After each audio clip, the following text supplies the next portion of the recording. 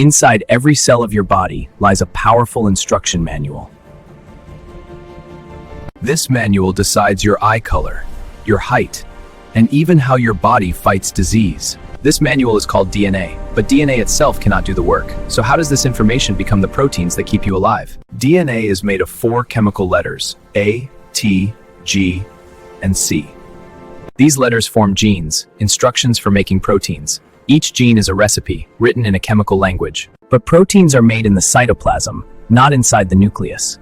So the cell needs a messenger. The process begins as RNA polymerase identifies a residue for transcription. It builds a complementary strand called messenger RNA, or mRNA, or mRNA.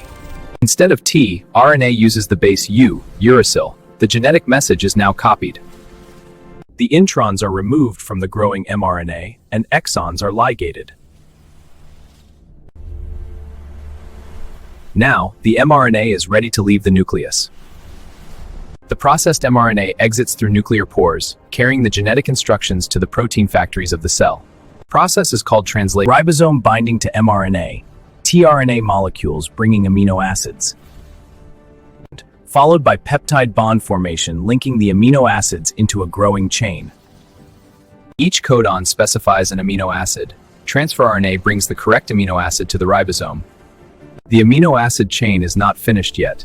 It must fold into a precise 3-dimensional shape. Sometimes helper proteins called chaperones assist this folding. The shape of a protein determines its function. Proteins do almost everything in your body. They act as enzymes, hormones, antibodies, and structural supports. Every heartbeat, every thought, every movement depends on proteins. This flow of information is called the Central Dogma of Biology. RNA is transcribed into RNA. RNA is translated into protein. This simple idea explains how life operates at the molecular level. From a tiny molecular code to the complexity of human life. Understanding this process helps us fight disease, develop medicines, and explore the future of biology. This is the language of life.